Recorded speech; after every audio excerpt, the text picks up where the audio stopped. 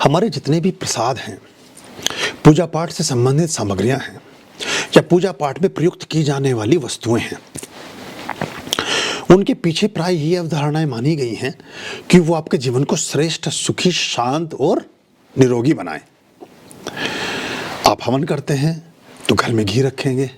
जब घर में घी रखा होगा तो बच्चे भी घी की जिद करेंगे तो बच्चे घी खाएंगे, और घी होगा गाय का तो लाभकारी हो जाएगा। अभिषेकम करेंगे तो घर में दूध रखेंगे, दूध रखा होगा तो बच्चे भी खाएंगे, आप भी खाओगे, स्वस्थ रहोगे। कुट्टू के बीज रखोगे, हाई कैलोरी होते हैं, बहुत अच्छे रहते हैं, आपके जीवन को अच्छा करेंगे। परमात्मा को फल चढ़ाओगे, फल घर में रखे रहेंगे तो आपका इम्यून और बाकी चीज़ें अच्छी और बेहतर हो जाएंगी। आप जो भी चीज़ें परमात्मिक ऊर्जाओं में अपने साथ समाहित करते हैं, संयोजित करते हैं, सुव्यवस्थित और नियोजित करते हैं, वो आपके जीवन में श्रेष्ठता को बढ़ाती हैं। इसके पीछे मूल अवधारणा ये भी रहती है। तो जो चावल रखोगे तो चावल फिर खाओगे भी। अब चना रखोगे, चना खाए चना रहे बना। चना अश्व शक्ति का द्योतक है और संपूर्ण शक्ति का द्योतक अश्व है।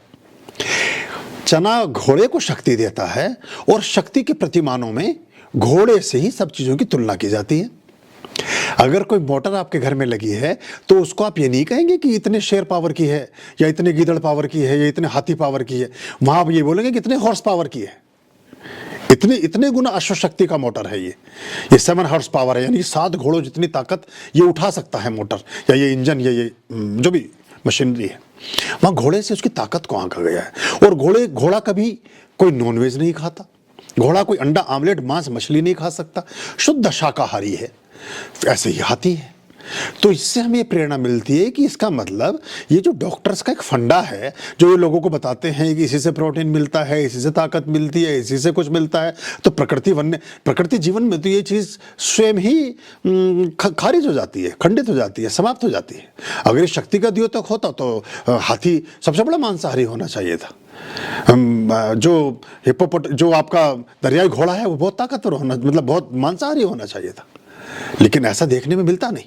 लंगूर अकेला ऐसा जानवर है कि अगर वो एक मुंडेर से दूसरी मुंडेर की तरफ छलांग लगा दे, जैसे आपके घर पर बैठा है और 50 फीट की दूरी पर दूसरा घर है, 20 फीट की दूरी पर दूसरी दीवार है, और वो कूदकर उधर जाना चाहता है, और 10 फीट पार करने के बाद छलांग लगाने के पश्चात उसको ये ध्यान आ जाए कि मुझे ये जगह नहीं पहुंचना है, या जब वो कूदा उस समय परिस्थितियां ठीक थी, लेकिन जैसे ही 10 सेकंड बाद उधर कोई ऐसा जानवर या कोई ऐसा व्यक्ति प्रकट हो गया जिससे उस अपने प्राणों को खतरा हुआ, तो बीच रास्ते से वो वापस पलटी मार सकता है। सिर्फ अकेले लंगूर में यह कला विद्यमान है।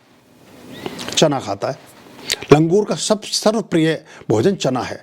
चने का, जौ का और गेहूं का मोटे अर्थों में, मोटे प्रयोगों में, मोटे रूप में, यानी कि ज़्यादा बारीक पीस देंगे तो मैदा बन जाएगा। जो बेसन, बाजारों में बेसन यूज करते हैं वो चने की दाल का पाउडर होता है, लेकिन चने की दाल का पाउडर, यानी कि चने पर से छिलका छुड़ा लेते हैं और छिलकों को अलग से रातब में बेचा जाता है, जो घोड़ों के रातब में घोड़े के भोजन के लिए बेचा जाता है अलग से, या वो बहुत सारी औषधियों में, नमकीनों में, मिठाइयों में और इन सब में डलता है, वो अलग से बिक जाता है। और जो उसकी दाल बची उस दाल को पीस करके वो बेसन बोलते हैं। घर में छोटी छोटी चक्कियाँ या ऐसी चीज़ों की स्थापना करिए, या कोई आस पड़ोस में हो तो वह 5 किलो चने पिसवा लाइए। थोड़े धो करके साफ करके अच्छे चने ले लें, धूप में सुखा लें, फिर उनको पिसवा लें, उनको पीस करके रखिए, उसके ही पकौड़े बनाइए, उसी की रोटी बनाइए। जो बेसनी रोटी बनती थी ना पहले घरों में, तो आदमी ज़्यादा स्वस्थ और अच्छा रहता था, जब जिसे मिस्सी रोटी बोलते थे। चने का सेवन बढ़ाइए। ये उत्तर लंबा हो गया लेकिन ऐसे समझ में आएगा। ये देवी देवताओं के यहाँ, भैरव बाबा के यहाँ, देवी माता के यहाँ, फलाने जी देवता के यहाँ, ये चने, हलवे में देसी घी, सूजी, किशमिश सर्वोत्तम पदार्थ है शरीर के लिए। चने का सूखा पदार्थ। अब ये दोनों चीज़ें इतनी उपयोगी, इतनी बढ़िया है, शुगर कभी हो नहीं सकता। समान मात्रा में अगर गेहूँ, 2 किलो गेहूँ, साबुत गेहूँ, 2 किलो चना विद छिलका, काला चना, ब्लैक ग्राम, और 2 किलो बारले, जो पूजा में जौ प्रयोग होता है, इन तीनों को समान मात्रा में पिसवा लीजिए। इसकी रोटी, इसको भून लीजिए, भून करके अपने कनस्तरे डब्बे में भर लीजिए। थोड़ा कवायद है, मेहनत करनी पड़ती है, मेहनत तो बीमार होने के बाद भी करनी पड़ती है। डब्बे में रख लिया, आपने 1-1 किलो पिसवा 3 किलो का एक छोटे डब्बे में रख लिया। अब उस 3 किलो को भून करके जब डब्बे में रख लिया तो उसको फिर थोड़ा सा आटे पानी डाल के उसनिए और उसे उसन करके फिर उसकी रोटी बनाइए। वो काले रंग की बनेगी, देखने में बिल्कुल अच्छी नहीं लगेगी, आड़ी टेढ़ी बनेगी, लेकिन खाने में बिल्कुल बिस्किट जैसा स्वाद आएगा उसका, और इतनी सुपाच्य है आप वो 2-3 रोटी खा पाएंगे, क्योंकि बहुत कैलोरी होती है उसमें। लेकिन अगर आप ज़्यादा भी खा जाएंगे आपको पता ही नहीं चलेगा आपने भोजन किया भी है कि नहीं। बिल्कुल गरिष्ठता नहीं आएगी, बिल्कुल हैवीनेस नहीं आएगी, पता ही नहीं चलेगा। और अगर कोई शुगर के पेशेंट हैं जिनको किसी मधुमेह है, अगर 3 से 6 महीने इस आटे से बनी रोटी का प्रयोग कर लेंगे तो उनकी शुगर शून्य हो जाएगी, शुगर रहेगी ही नहीं। जिनको होने की संभावना हो वो उसको भोजन में मात्रा को बढ़ा दें। किसी को हेरिटेटरी, किसी को अपने पैतृक रूप से कुछ रोग हस्तांतरित होते हैं। पैतृक संपत्तियां ही प्राप्त नहीं होती, पैतृक बीमारियां भी ट्रांसफर हो जाती हैं। उनको ऐसी चीज़ों पर ख्याल रखना चाहिए। तो शनिवार को चना इसलिए बांटना प्रारंभ किया कि आपको प्रेरणा मिले कि देवी को चना प्रिय है, तो अपने घर पे भी खाने लगोगे। और चूंकि सैटर्न को भी रिप्रेजेंट करता है तो पैर अच्छे रहेंगे, घुटने अच्छे रहेंगे, पिंडली और स्वास्थ्य अच्छा रहेगा। पिंडली है सेकंड हार्ट। पिंडली की मसाज करने वाले के हार्ट की ब्लॉकेज नहीं होती है।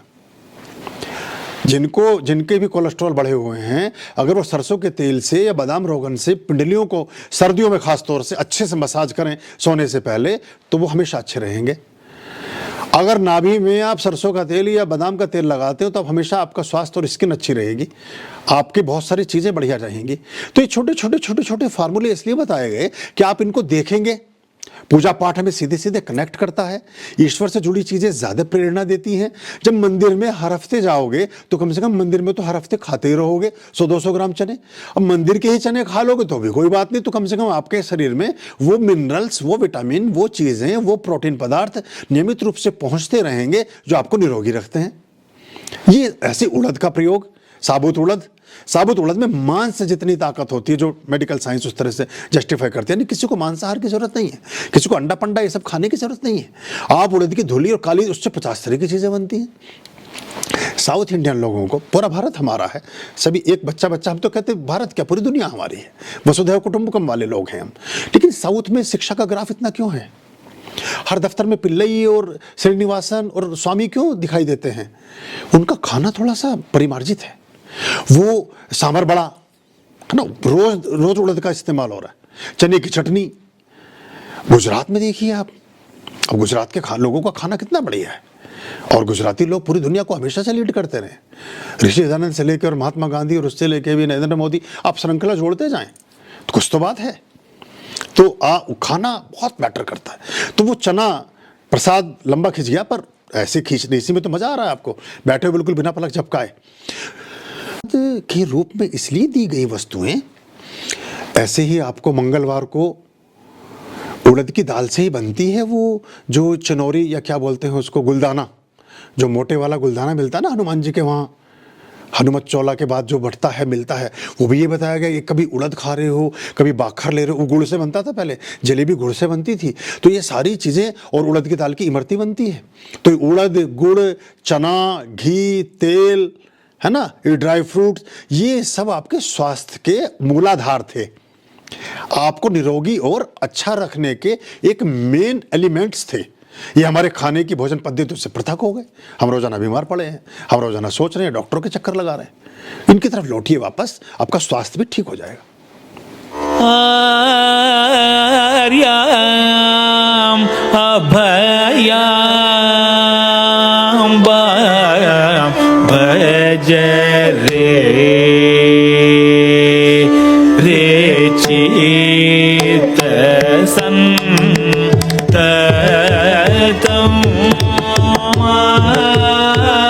आर्याम अभयाम